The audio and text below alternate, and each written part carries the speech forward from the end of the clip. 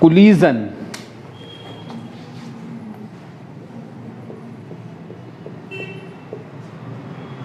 Double S या खाली S? Collision.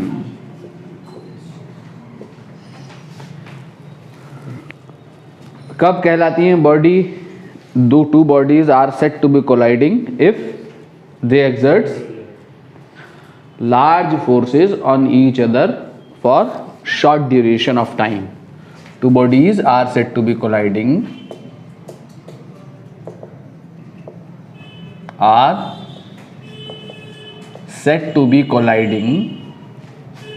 if they exerts, कैसा फोर्सेस एक्सर्ट कर रही हैं? they exerts large forces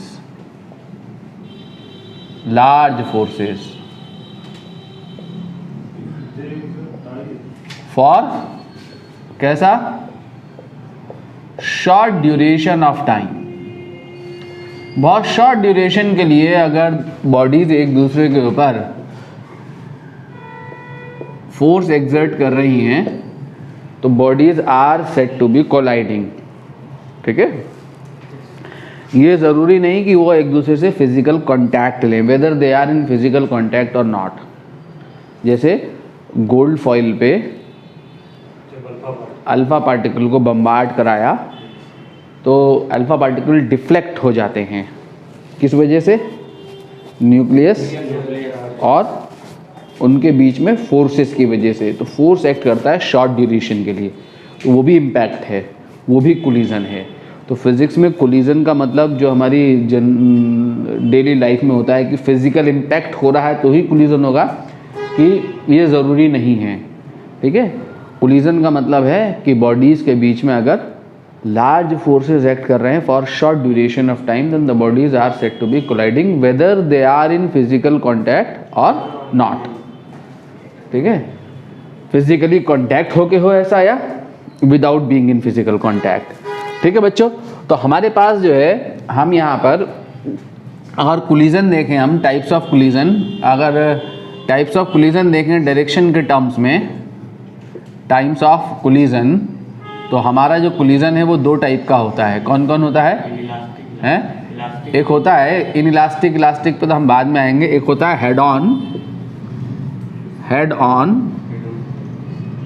और इसको आप वन डायमेंशनल कोलिजन भी कहते हैं।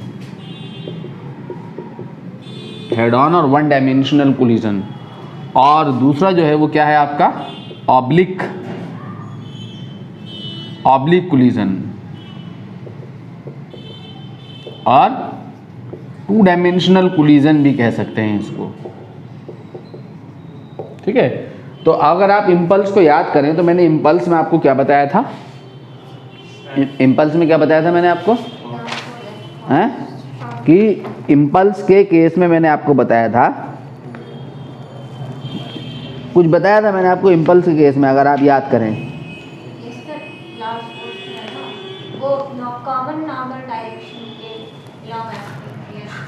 ठीक है, ये मैंने कोलिजन को या डिवाइड किया on the basis of direction, on the basis of direction. Collision हमारा दो टाइप का है, हेड ऑन और ऑब्लिक। ठीक है, तो मैंने ये बताया था कि कोलिजन के दौरान equal and opposite impulses act करती हैं। अगर आप याद करें, कोलिजन के दौरान क्या एक्ट करती हैं? Equal and opposite impulses act करती हैं। ठीक है, लॉज ऑफ मोशन में हमने पढ़ा था इम्पल्सेस। लॉज ऑफ मोशन का मेरे से लेक्चर लेंगे आप, वो पढ़ेंगे हैं। कोलिजन के दौरान क्या एक्ट करती हैं? Equal and opposite impulses act करती हैं। वो लाइन, जिस लाइन के लॉन्ग इम्पल्सेस एक्ट करती हैं, वो लाइन कहाँ होती है? उस लाइन को हमने कहा था कॉमन नॉर्मल डायरेक्शन। क्या कहा था? कॉमन नॉर्मल डायरेक्शन कहा था। कॉमन नॉर्मल डायरेक्शन का मतलब क्या है? कॉमन का मतलब क्या है? कॉमन का मतलब क्या है? कॉमन है। और नॉर्मल का क्या मतलब है? नॉर्मल मतलब परपेंडिकुलर। कोलाइडिंग पॉइंट पर कोलाइडिंग पॉइंट पर कॉमन नॉर्मल ड्रॉ करेंगे, 90 डिग्री पे लाइन ड्रॉ करेंगे जो कोलाइडिंग पॉइंट पर दोनों बॉडीज के ऊपर कैसा एंगल बना रही हो, 90 डिग्री का एंगल बना रही हो। ठीक है, तो कोलिजन के दौरान equal and opposite impulses act करती हैं, और ये इम्पल्सेस कहाँ एक्ट करती हैं? Along common normal direction. कहाँ एक्ट करती हैं? Along common normal direction. क्या मतलब है इस बात का कि कॉमन हेड ऑन कोलिजन कब होगा? हेड ऑन कोलिजन तब होगा if just before collision, if just before collision velocities of both the colliding objects,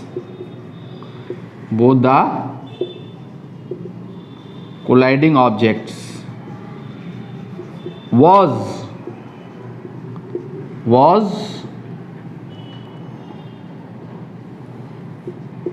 in the direction of line of action of impulses, line of action of impulses। मेरी बात बहुत ध्यान से सुनो, figure से समझाऊंगा तब समझ में आएगा। इसको हम क्या कहते हैं? इसको हम क्या कहते हैं? Common normal direction. किसे कहते हैं कॉमन नॉर्मल डायरेक्शन? वो लाइन जिस लाइन के अलोंग क्या एक्ट करती हैं? इम्पल्सेस एक्ट करती हैं। कॉमन नॉर्मल डायरेक्शन किसे कहते हैं? कॉमन नॉर्मल डायरेक्शन बताओ तो सही। वो लाइन जिस लाइन के अलोंग कोलिजन के दौरान इम्पल्सेस एक्ट करती हैं उसको हम कॉमन नॉर्मल डायरेक्शन कहते हैं। अगर जस्ट बिफोर कोलिजन दोनों ऑब्जेक्ट की वेलोसिटी उस लाइन के अलोंग थी जिस लाइन के अलोंग इम्पल्सेस एक्ट कर रही हैं, then the collision is said to be head on. Then the collision is said to be head on. तब कोलिजन हमारा क्या कहलाएगा? हेड ऑन कहलाएगा। ये विजिबल है नीचे का एरिया, ठीक है, तब वो हेड ऑन कहलाएगा। ठीक है, अब ये हेड ऑन की इसको कैसे समझे हम? इसको ऐसे समझें, नीचे मैं बैठ जाता हूँ, है लिखना है मुझे। तो मान लो हमारे पास जो है क्या है, ये एक बॉल है, ठीक है, और ये दो बॉल आपस में कोलाइड कर रही हैं। अगर आप स्फीयर की सरफेस पे नॉर्मल खींचते हैं तो नॉर्मल कहाँ से पास करता है? उसके सेंटर से पास करता है। स्फीयर की सरफेस पे खींचा गया नॉर्मल उसके सेंटर से पास करता है। ठीक है, तो इस पॉइंट पे ये कोलाइडिंग पॉइंट है, तो कॉमन नॉर्मल में खींच रहा हूँ, तो इन दोनों के सेंटर को मिलाने वाली लाइन और इस पॉइंट से जो पास हो रही हो, ठीक है, C1 और C2 इनके सेंटर हैं, तो ये कॉमन नॉर्मल डायरेक्शन हो गई।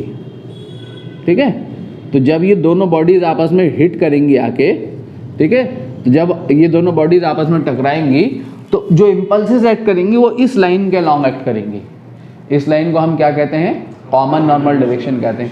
अगर कोलिजन से जस्ट पहले, जस्ट बिफोर कोलिजन, दोनों ऑब्जेक्ट की वेलोसिटी इसी लाइन के अलोंग थी, ये u1 वेलोसिटी से आ रहा था ऐसे मान लो, और ये u1 वेलोसिटी से आ रहा था इधर को ऐसे, ठीक है, ये कौन सी डायरेक्शन है? ये कौन सी डायरेक्शन है? कॉमन नॉर्मल डायरेक्शन है। कॉमन नॉर्मल डायरेक्शन कौन सी डायरेक्शन होती है? वो डायरेक्शन जिस लाइन के लॉन्ग क्या एक्ट करती हैं? इम्पल्सेस एक्ट करती हैं। ठीक है, जब ये दोनों ऑब्जेक्ट आके टकराएंगे तो इम्पल्सेस इस लाइन के लॉन्ग एक्ट करेंगी। अगर जस्ट बिफोर कोलिजन दोनों ऑब्जेक्ट की वेलोसिटी इसी लाइन के अलोंग है तो कोलिजन क्या कहलाएगा? हेड ऑन कोलिजन या वन डायमेंशनल कोलिजन कहलाएगा। जब ऑब्जेक्ट टकराएंगे इस लाइन के अलोंग तो टक्कर के बाद इसी लाइन के अलोंग वापस जाएंगे, इसी लाइन के अलोंग सेपरेट होंगे। ठीक है, तो ये कोलिजन क्या होगा हमारा? हेड ऑन या वन डायमेंशनल कोलिजन होगा। ठीक है, ऑब्लिक कब होगा? ऑब्लिक कब होगा? जब दोनों में से कम एक या दोनों ऑब्जेक्ट की वेलोसिटी, कम से कम एक या दोनों की वेलोसिटी इस कॉमन नॉर्मल के अलोंग नहीं है, कहीं और है, तब कोलिजन जो होगा वो क्या होगा, ऑब्लिक होगा। तब ऑब्जेक्ट टकरा के इस लाइन के अलोंग सेपरेट नहीं होंगे। ठीक है, इस हेड ऑन कोलिजन का एक और उदाहरण आप देख सकते हो, यहाँ जगह नहीं है, मैं यहाँ दिखा रहा हूँ हेड ऑन कोलिजन का। अगर ये बॉल है, ठीक है, ये बॉल है और ये बॉल इस फ्लोर से आके टकरा रही है, ये फ्लोर है, तो कॉमन नॉर्मल खींचोगे, कौन है बॉडीज कोलाइडिंग यहाँ पे, बॉल एंड फ्लोर। एक ऐसी लाइन खींचो जो कोलाइडिंग पॉइंट पे बॉल पे भी और फ्लोर पे भी 90 डिग्री का एंगल बना रही हो, तो वो लाइन कौन सी होगी, बॉल के सेंटर से फ्लोर से परपेंडिकुलर लाइन है। ठीक है, ये कौन सी डायरेक्शन होगी, बोलो, कॉमन नॉर्मल डायरेक्शन। तो जब बॉल आके टकराएगी तो इंपल्सेस कहाँ एक्ट करेंगी, हैं, इस लाइन के अलॉन्ग एक्ट करेंगी। ठीक, अगर बॉल ऐसे आके टकराई, अगर ऐसे आके यू वेलोसिटी से टकरा जाए मान लो, इस यू वेलोसिटी से अगर आके टकरा जाए, ठीक है, तो ये कोलिजन कैसा है, हेड ऑन या वन डायमेंशनल कोलिजन है। ठीक है, जिस लाइन के अलॉन्ग टकराएगी बॉल, उसी लाइन के अलॉन्ग वापस रिटर्न बैक होगी। ठीक है, वन डायमेंशन या हेड ऑन कोलिजन है। अगर ऑब्जेक्ट की वेलोसिटी इस लाइन के अलॉन्ग है, जस्ट बिफोर कोलिजन दिखाई है मैंने वेलोसिटी, ठीक है, ये टकराते समय वेलोसिटी है फ्लोर से, अगर ऑब्जेक्ट की वेलोसिटी जस्ट बिफोर कोलिजन कहाँ है, along common normal direction. Common normal direction कौन सी डायरेक्शन होती है, वो डायरेक्शन जिस डायरेक्शन के अलोंग क्या एक्ट करती हैं, इंपल्सेस एक्ट करती हैं ड्यूरिंग कोलिजन। तो कोलिजन क्या कहलाएगा हमारा, हेड ऑन कोलिजन कहलाएगा। ठीक है, ऑब्लिक कोलिजन किसे कहेंगे, if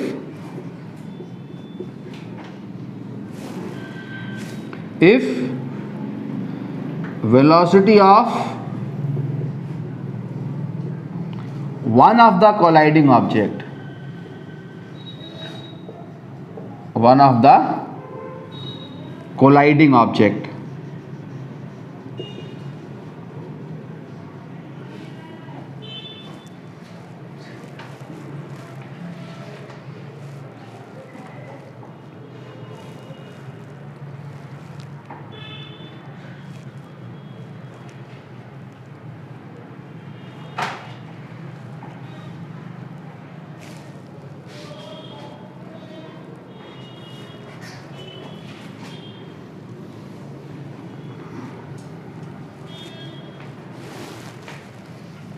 if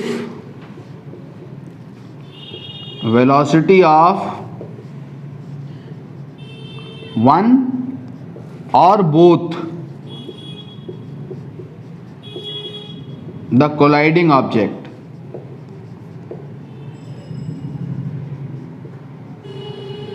was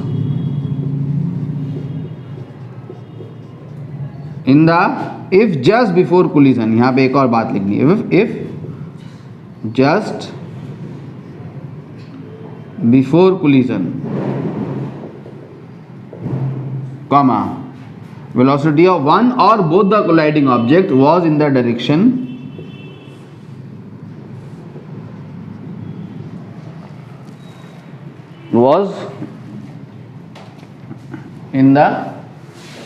direction other than line of action of impulses, ऐसे लिख सकता हूँ ना, other than line of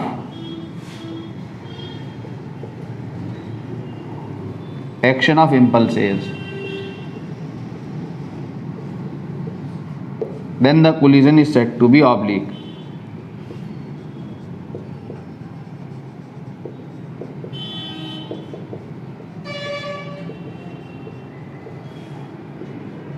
क्या मतलब है इस बात का, इस बात का मतलब ये है कि अगर मान लो यहाँ दिखाना, देखो ऑब्लिक कोलिजन वहाँ नीचे, ये ऑब्लिक कोलिजन के लिए यहाँ मैं एग्जांपल दिखा रहा हूँ। मान लो ये दो कोलाइडिंग ऑब्जेक्ट्स हैं, ठीक है, ये दो बॉल हैं आपस में कोलाइड कर रही हैं, ये दो बॉल हैं आपस में कोलाइड कर रही हैं, ठीक है, तो कॉमन नॉर्मल खींचूंगा तो कॉमन नॉर्मल ये हो गया। अगर जस्ट बिफोर कोलिजन दोनों कोलाइडिंग ऑब्जेक्ट की वेलोसिटी कहाँ थी, हैं, अलोंग कॉमन नॉर्मल, ये कॉमन नॉर्मल जिस लाइन के अलोंग इंपल्सेस एक्ट कर रही हैं उस लाइन के अलोंग ना होकर किसी और डायरेक्शन में थी, कम से कम एक या दोनों, मान लो ये ऑब्जेक्ट u1 वेलोसिटी से ऐसे चल रहा था थीटा एंगल पे और ये u2 से चल रहा था, मान लो कम से कम एक या दोनों ऑब्जेक्ट की velocity along line of action of impulses नहीं है, तो कोलिजन जो है यहाँ पे क्या कहलाएगा, ऑब्लिक कहलाएगा। जब ये ऑब्जेक्ट टकराएंगे तो टकराने के बाद वापस इसी लाइन के अलोंग नहीं जाएंगे, कहीं किसी और दिशा में चले जाएंगे। अब कोलिजन जो है वो कैसा है, ऑब्लिक कोलिजन है। ठीक है, ये वाला एग्जाम्पल कैसे लेंगे, यहाँ फ्लोर वाला ऑब्लिक कोलिजन का, यहाँ ऑब्लिक कोलिजन का एग्जाम्पल कैसे लेंगे, ऐसे ले सकते हैं, ये बॉल है, देखो ये बॉल है, कोलिजन कब होगा ऑब्लिक, कॉमन नॉर्मल डायरेक्शन कौन हो गई, ये कॉमन नॉर्मल डायरेक्शन हो गई। ठीक है, तो बॉल जो है ऐसे आके टकरा है, बॉल ऐसे आके टकरा गई, ऐसे फ्लोर से ऐसे आके टकराई यू वेलोसिटी से। ठीक है, समझ में आया? जब बॉल ऐसे टकराएगी तो क्या ऐसे ही वापस जाएगी, नहीं, ऐसे टकरा के किसी और दिशा में रिटर्न बैक होगी। ठीक है, किसी और डायरेक्शन में जाएगी। तो यहाँ पे वेलोसिटी कहाँ है बॉल की, कॉमन नॉर्मल के अलोंग नहीं है, just before collision common normal के अलोंग नहीं है वेलोसिटी। ठीक है, कोलिजन क्या है यहाँ, ऑब्लिक है, जिस लाइन के अलोंग बॉल टकराएगी उसी लाइन के अलोंग वापस नहीं जाएगी। कॉमन नॉर्मल डायरेक्शन किसे कहते हैं, कोलाइडिंग पॉइंट पे दोनों बॉडी कोलाइड होने वाली बॉडीज पे 90 डिग्री पे जो लाइन है वो common normal line, common normal direction कहलाती है। ये कौन सी डायरेक्शन होती है, ये वो डायरेक्शन होती है जिस डायरेक्शन के अलोंग दोनों कोलाइडिंग बॉडीज पे equal and opposite impulses act करती हैं। इक्वल एंड अपोजिट इंपल्सेस, जितना इंपल्स इस बॉडी ने इसको दी है फ्लोर को, उतना ही इंपल्स फ्लोर ने बॉडी को दिया है अपोजिट डायरेक्शन में। तो नेट इंपल्स कितना है by the system, received by the system, 0। Impulse vector quantity है, फ्लोर नीचे को इंपल्स रिसीव कर रहा है, बॉल उतना ही इंपल्स ऊपर को रिसीव कर रही, तो net impulse received by the system क्या है, 0 है। इंडिविजुअल बॉडीज इंपल्स रिसीव करती हैं, ठीक है, net impulse received by the system क्या होता है, 0। Types of collision, types of collision on the basis of, हमने किस बेसिस पे डिवाइड करा था अभी कोलिजन को, डायरेक्शन के बेसिस पे, on the basis of conservation of kinetic energy.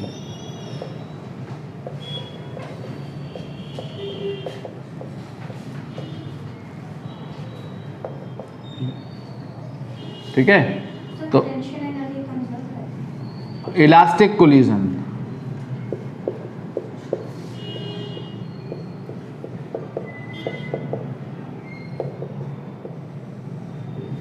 Elastic collision,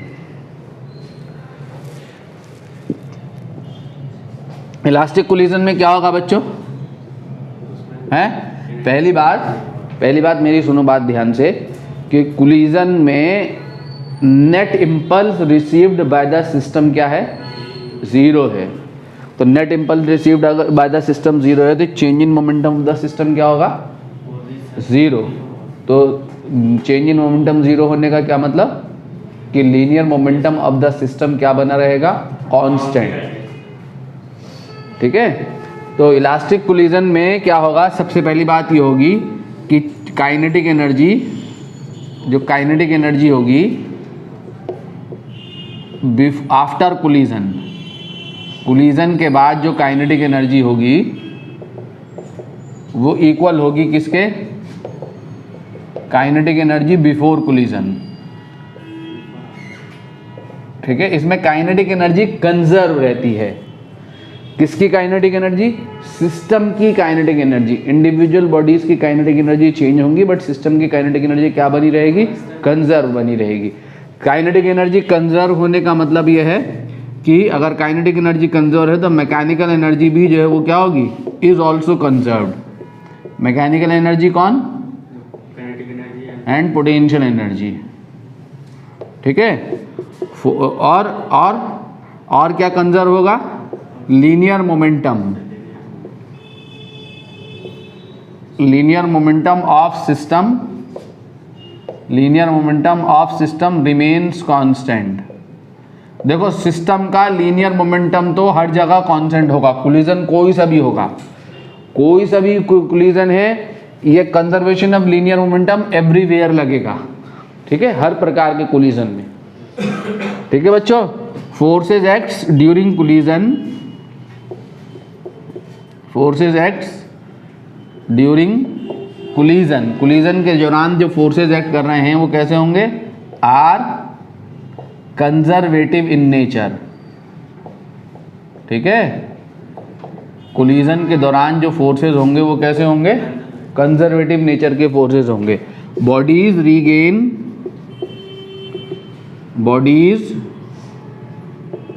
regain their original shape and size after collision,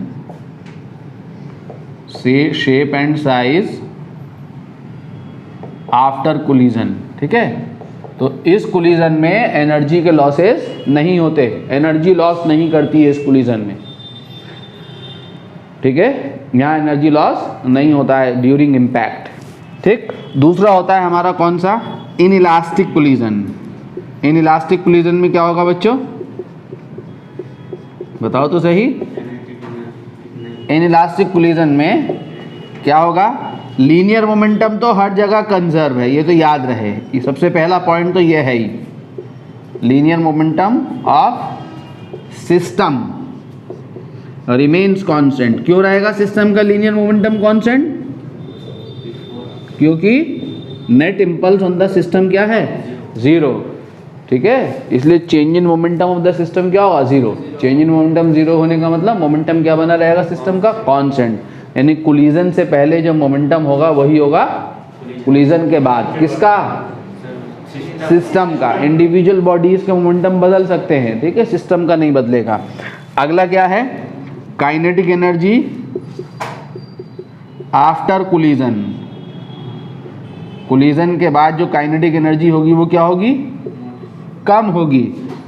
किसकी, काइनेटिक एनर्जी बिफोर कोलिजन से।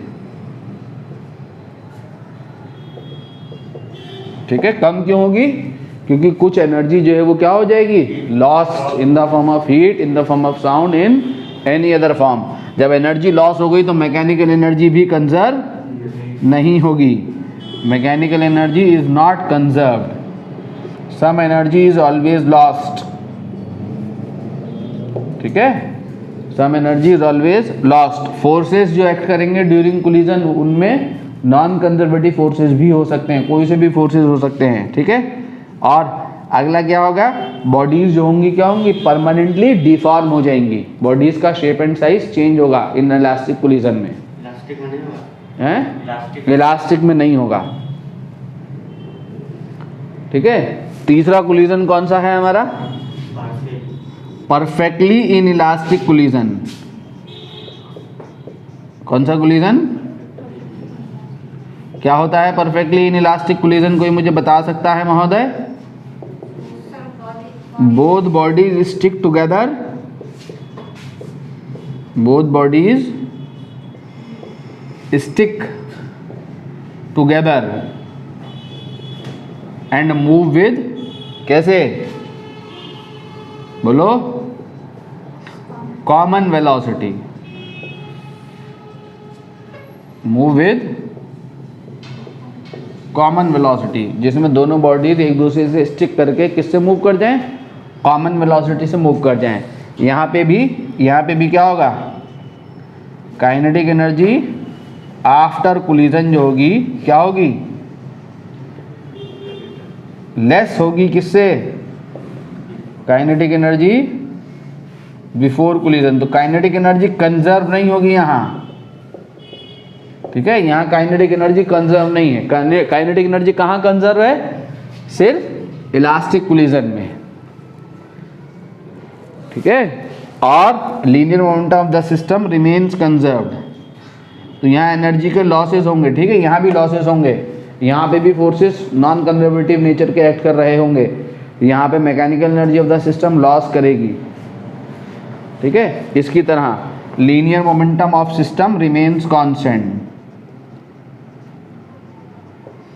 लीनियर मोमेंटम ऑफ सिस्टम क्या बोलो,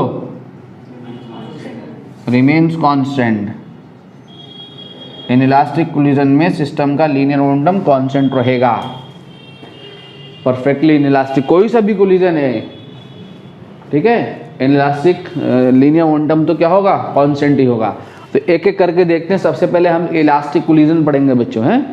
पहले हेड ऑन कोलिजन पढ़ेंगे, head on elastic, head on inelastic and head on perfectly inelastic. फिर oblique collision पढ़ेंगे, ठीक है। सबसे पहले देखना है head on elastic collision.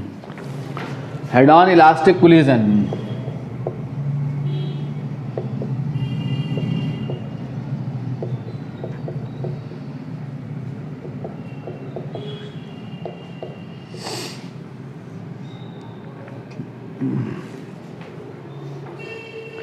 Head on elastic collision में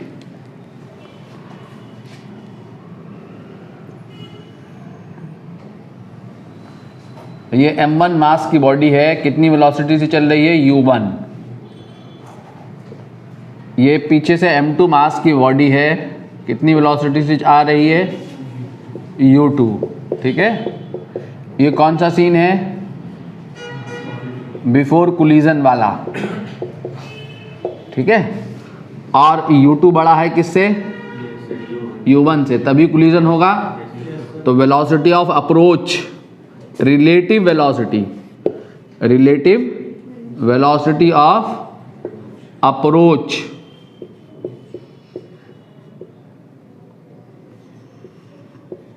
बिफोर कोलिजन, कोलिजन से पहले जो रिलेटिव वेलोसिटी ऑफ अप्रोच है वो कितना है, बोलो। दोनों सेम डायरेक्शन में चल रही है, किसकी वेलोसिटी ज़्यादा है, u2 की ज़्यादा है u1 से। तो पीछे वाली बॉडी आगे वाली बॉडी को कितनी वेलोसिटी से अप्रोच कर रही है, u2 माइनस u1, ठीक है। कोलिजन हो गया, और कोलिजन के बाद जो है क्या हुआ, ये m2 मास की बॉडी v2 वेलोसिटी से चल दी, और m1 मास वाली बॉडी जो है किससे चल दी, v1 वेलोसिटी से चल दी। दोनों क्या हो गई हैं, सेपरेट हो गई हैं। ये कौन सा सीन है, आफ्टर कोलिजन वाला, ठीक है। और जब ये आफ्टर कोलिजन का सीन है तो कौन बड़ा होगा यहाँ बताओ, v1 आगे वाली बॉडी की वेलोसिटी पीछे वाली से ज़्यादा होगी, तभी सेपरेशन होगा। ये क्या है बोलो, ये क्या है, रिलेटिव वेलोसिटी ऑफ सेपरेशन। कौन सी वाली बॉडी की वेलोसिटी ज़्यादा है, आगे वाली की ज़्यादा है ना। तो रिलेटिव वेलोसिटी ऑफ सेपरेशन कितना हो गया after collision, v1 minus v2, ठीक है। तो सबसे पहले क्या लगाएंगे हम, अप्लाई करेंगे क्या, linear momentum conservation principle. Linear momentum conservation principle लगाओगे क्या होगा, क्या लगाएंगे हम, इलास्टिक कोलिजन को करने के लिए हमारे पास दो प्रिंसिपल हैं। एक कौन सा, कंजर्वेशन ऑफ लीनियर मोमेंटम, और दूसरा कौन सा, कंजर्वेशन ऑफ काइनेटिक एनर्जी। ये दो प्रिंसिपल लगा के आप इलास्टिक कोलिजन की प्रॉब्लम को कर सकते हैं। तो सबसे पहला अगर मैं यहाँ कंजर्वेशन ऑफ मोमेंटम लगा दूँ, मोमेंटम बिफोर कोलिजन कितना है बोलो तो सही, m1। मोमेंटम आफ्टर कोलिजन कितना है, m1 v1 plus m2 v2 is equal to system का linear momentum and linear momentum after collision. After collision कितना हो गया, m1 u1 plus m2 u2। ये हो गई क्या आपका, यहाँ से देखो तो सही, क्या देखें, यहाँ से ये m2 कॉमन ले लो, यहाँ से किसमें से, इसमें से और इसमें से, ठीक है। जब आप m2 कॉमन लोगे तो क्या बचेगा, v2 माइनस u2, और यहाँ से m1 कॉमन ले लो तो क्या बचेगा, देखो तो सो u1 माइनस v1, ठीक है। ये हो गई आपकी इक्वेशन 1, ये हो गई आपकी इक्वेशन 2, ठीक है। अब अप्लाई करोगे क्या, कंजर्वेशन ऑफ, अप्लाई करो, क्या अप्लाई करोगे बोलो, conservation of kinetic energy. Kinetic energy after collision कितनी है बोलो तो सही, half m1 v1 square plus half m2 v2 square is equal to half m1 u1 square plus half m2 u2 square. यह आई ना, तो half half half half cancel हो गया सब जगह से। यहाँ अगेन m2 कॉमन ले लो यहाँ से, तो क्या बचा यहाँ बोलो, v2 स्क्वायर, और इधर से क्या आएगा ये minus u2 square is equal to m1 common ले लो, तो यहाँ से क्या बचा u1 स्क्वायर, और ये वाला यहाँ से ये माइनस v1 स्क्वायर। ठीक है, इक्वेशन हो गई क्या 3। अब अगर मैं यहाँ से क्या कर दूँ बोलो, इक्वेशन 3 अपॉन इक्वेशन 2। हाँ बेटा रीबा दिखाओ, कब आई आप, लिखा बेटा। हाँ मुझे दिखाओ क्या पढ़ा आपने, मैं देखूंगा, चेक करना चाहता हूँ। आपकी समझ में आया है? एक क्वेश्चन नहीं आया था, उसको मार्क कर दूँ। Very good.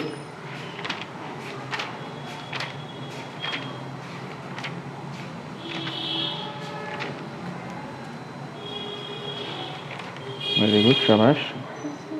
यहाँ तक हुआ, ये अगला लेक्चर यहाँ से करो, मैं आ रहा हूँ। ठीक है, अगला वाला मोबाइल है आपके पास, वहाँ बैठ जाओ ऑफिस में, करो।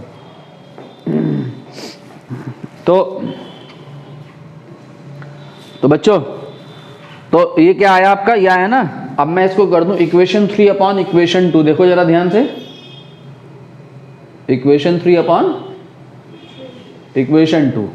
तो यहां से ये क्या है देखो, तो ये अपॉन ये कर रहा हूं, तो ए स्क्वायर माइनस बी स्क्वायर क्या हो जाएगा, ए माइनस बी ए प्लस बी। तो क्या बचेगा, क्या बचेगा ऊपर, m2 कैंसिल हो जाएगा ना, v2 प्लस u2, तो v2 प्लस u2। ठीक है भाई साहब। और यहां से देखो, जब ये अपॉन ये करोगे, यहां से क्या बचेगा, ए स्क्वायर माइनस बी स्क्वायर, ए माइनस बी और ए प्लस बी, तो ए माइनस बी कैंसिल हो जाएगा ना, ए प्लस बी क्या बचेगा, u1 plus v1, u1 plus v1। ठीक, ये क्या आया, v2 minus v1 is equal to क्या आ जाएगा, u1 माइनस u2। तो क्या पता लग रहा है यहां से आपको, है ये क्या है, ये है relative velocity of separation after collision, और ये क्या है, relative velocity of approach before collision. ठीक है, तो इलास्टिक कोलिजन में क्या होता है, relative velocity of separation after collision equal होता है किसके, relative velocity of approach before collision के। याद रखना है इसको, इस रिजल्ट को। ठीक है, रिलेटिव वेलोसिटी ऑफ, इस रिजल्ट को याद रखना है, relative velocity of separation after collision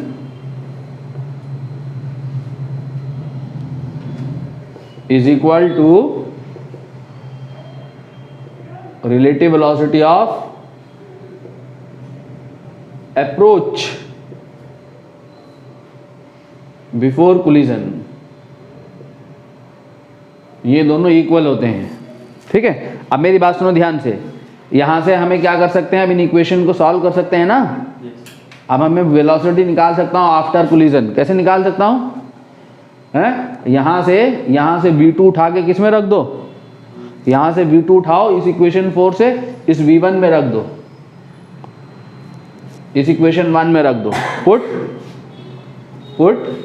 v2 कितना आएगा, देखो यहां से v2 कितना होगा, v2 v1 plus u1 minus v2 from equation 4 to equation कौन सी वाली, 1। 4 से उठा के 1 में डाल दो। जब 4 से उठा के 1 में डालोगे इसमें, तो आपके पास क्या हो जाएगा, m1 v1 plus m2 into v2 आपने डाला, यहां से क्या डाला, v1 plus u1 minus u2 is equal to क्या, m1 u1 plus m2 u2। इसको रीअरेंज करोगे, सॉल्व करोगे इसको, ठीक है, रीअरेंज करोगे तो मैं डायरेक्ट लिख रहा हूं, देखो क्या आएगा, V1 निकालोगे यहां से तो V1 आपके पास आएगा M1 माइनस M2, क्या आएगा, M1 minus M2 upon M1 plus M2 into U1, ठीक है, plus 2M2 upon M1 plus M2 into U2। ये आपकी है ऑब्जेक्ट की वेलोसिटी आफ्टर कोलिजन, ठीक है। यहां से V1 कॉमन लेके इस सब एक जगह इधर लाओगे तो ये आएगा आपका V1 इज इक्वल टू आएगा M1 minus M2 upon M1 plus M2 into U1 plus 2M2 upon M1 plus M2 into U2।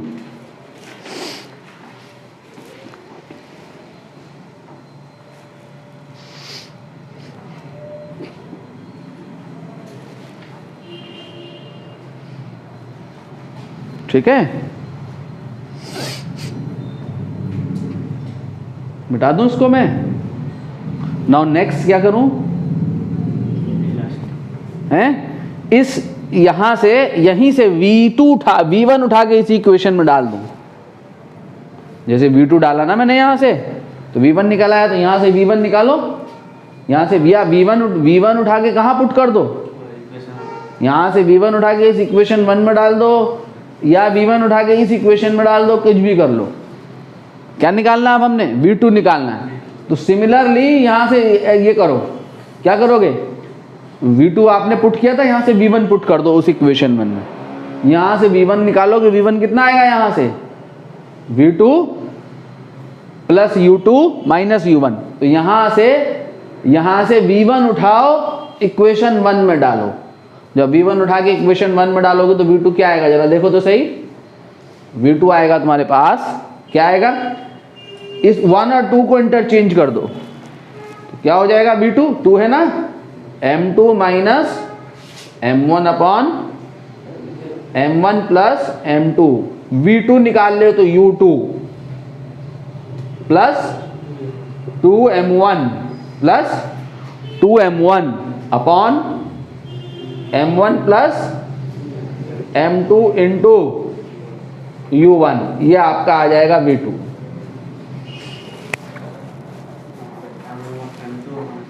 M2 minus M1 upon M1 plus M2 into U2 plus 2M1 upon M1 plus M2 into U1। ये दोनों object की velocities हैं after collision. देखो जो stop हुआ क्या, ठीक है। तो अब आपके पास जो वेलोसिटीज निकल के आई हैं उनको मैं यहां पे लिखूं तो आपकी वेलोसिटीज ये निकल के आ गई आफ्टर कोलिजन, ठीक है। ये वेलोसिटीज आपको ध्यान रखनी है। क्या है वेलोसिटीज आफ्टर कोलिजन, ये कोलिजन के बाद V1 is equal to M1 minus M2 upon M1 plus M2 into क्या, U1 plus 2M2 upon M1 plus M2 into U2। ये तो आ गई पहले ऑब्जेक्ट की वेलोसिटी, और दूसरे ऑब्जेक्ट की वेलोसिटी क्या आ गई, M2 minus M1 upon M1 plus M2 into U2 plus 2M1 upon M1 plus M2 into U1, ये आ गई, ठीक। इसमें एक बात का ध्यान रखना है, क्या कि साइन का खास ध्यान रखना है। खास ध्यान से मतलब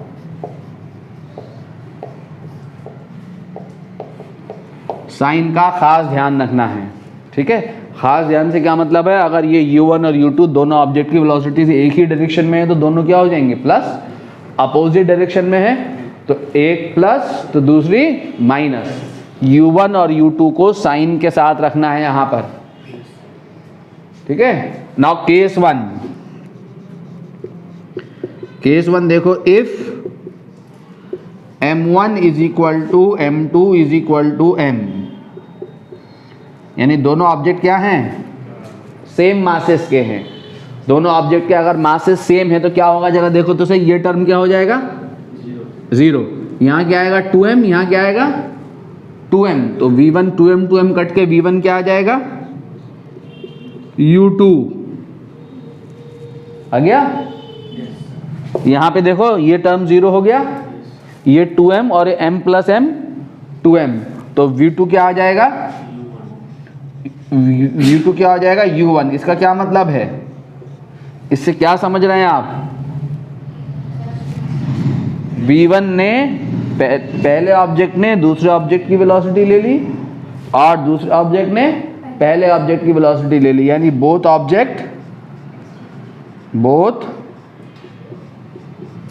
ऑब्जेक्ट्स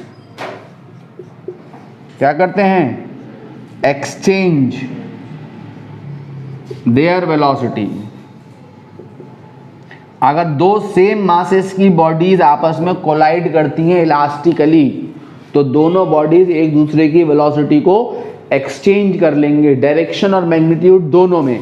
मीनिंग टू से कि अगर एक बॉडी ये है मान लो 2 kg की और एक मास ये है 2 kg का, ठीक है, ये m1 है और ये m2 है, ये 4 मीटर पर सेकंड से चला ऐसे और ये 3 मीटर पर सेकंड से आया ऐसे, ठीक। ये कोलिजन से पहले का सीन है, अपोजिट डायरेक्शन में दोनों कोलाइड कर रहे हैं। तो कोलिजन के बाद क्या होगा, कोलिजन के बाद ये होगा कि ये वाला ऑब्जेक्ट इस वेलोसिटी से चल देगा और ये वाला ऑब्जेक्ट इस वेलोसिटी से चल देगा, यानी ये 2 kg मास कोलिजन के बाद कितनी वेलोसिटी से चल देगा, इस वेलोसिटी से। कितनी वेलोसिटी से, 3 मीटर पर सेकंड से इसी डायरेक्शन में।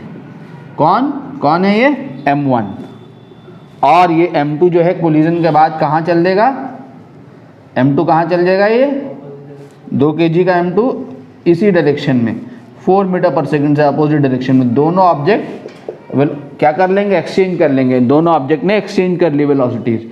ये कोलिजन से पहले का सीन है, ये कोलिजन के बाद का सीन है। तो अगर दो सेम मासेस की बॉडीज आपस में कोलाइड करेंगी तो कोलिजन के बाद क्या होगा, दोनों बॉडीज एक दूसरे की वेलोसिटीज को एक्सचेंज कर लेंगी, ठीक है। अगला केस क्या है हमारे पास, है केस 2। केस 2 क्या है, देखो m1 is greater than m2 and u1 is equal to 0। समझ रहे हैं, यानी ये बहुत बड़ी बॉडी है, देखो बहुत बड़ी बॉडी m1 रेस्ट में है और यहां से छोटी सी बॉडी कौन, m2 कितनी वेलोसिटी से आ रही है, u2 से। ये बहुत बड़ा मास है, तो क्या होगा, ऐसे बताओ बिना कुछ सोचे, ये छोटी सी बॉडी इस बड़ी सी बॉडी से टकराएगी, इस पर कुछ फर्क पड़ेगा नहीं, तो ये इसकी वेलोसिटी क्या बनी रहेगी, 0। v1 क्या होगा, 0, और इसका क्या होगा, ये सेम वेलोसिटी से रिबाउंड कर जाएगी, यानी v2 क्या हो जाएगा, v2 m1 की वेलोसिटी कुछ नहीं है, m1 की कुछ नहीं है। अगर m1 की कुछ है तो क्या होगा, उसी वेलोसिटी से चलती रहेगी। हल्की फुल्की बॉडी जो है इससे आगे टकराए, इससे इसकी टक्कर से इसकी वेलोसिटी में कोई चेंज नहीं आएगा। हाँ अलबत्ता ये इसकी वेलोसिटी चेंज कर जाएगी, ये रेस्ट में हो या जिस वेलोसिटी से चल रही है उसी वेलोसिटी से चलती रहेगी, ठीक है। तो v2 का क्या होगा, -u2। देखो कौन बहुत बड़ा है, m1, तो ये m2 क्या हो गया यहाँ, नेग्लेक्ट। अच्छा u1 तो 0, तो ये वाला टर्म 0 कर दिया हमने, इस वाले टर्म पे आओ, तो कौन नेग्लेक्ट हो गया यहाँ, m1। कौन बचा है, m2 नेग्लेक्ट हो गया।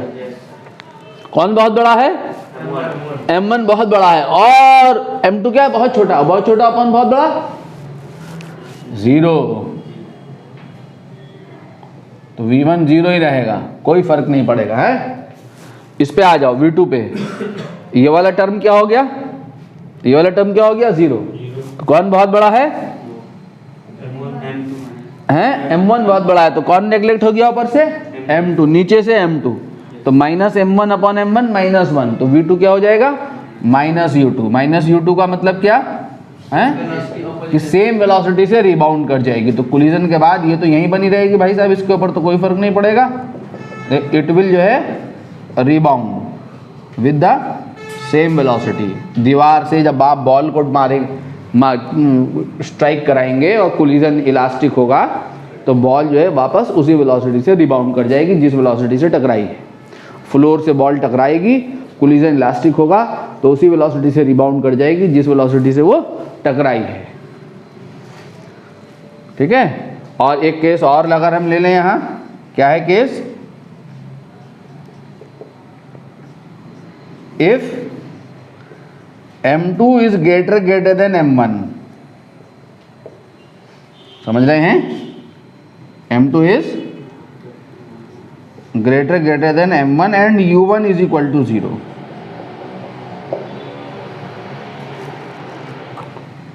समझ रहे, यानी ये बहुत बड़ी बॉडी आ रही है ये m2, किससे टकराने के लिए, इससे टकराने के लिए m1, और ये रेस्ट में भी है मान लिया, तो क्या होगा, हैं, आगे वाली बॉडी तो रेल मंत्री बन जाएगी,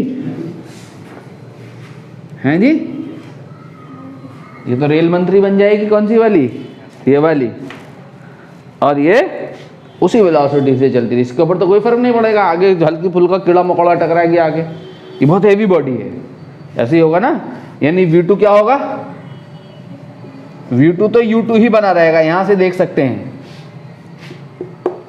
U2 तो U2 ही बना रहेगा। ये टर्म तो 0 हो गया, देखो U1 0 है, यहां देखो कौन बहुत बड़ा है, M2, तो M1 ऊपर M1 नेग्लेक्ट हो गए, M2 अपॉन M2 1, तो V2 तो U2 ही रहेगा, उसी वेलोसिटी से चलती रहेगी।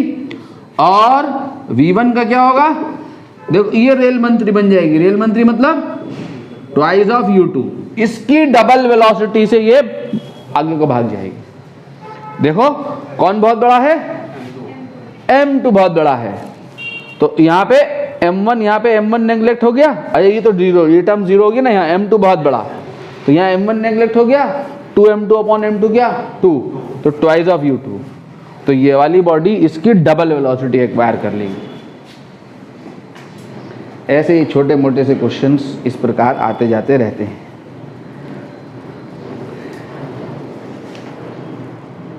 ठीक है।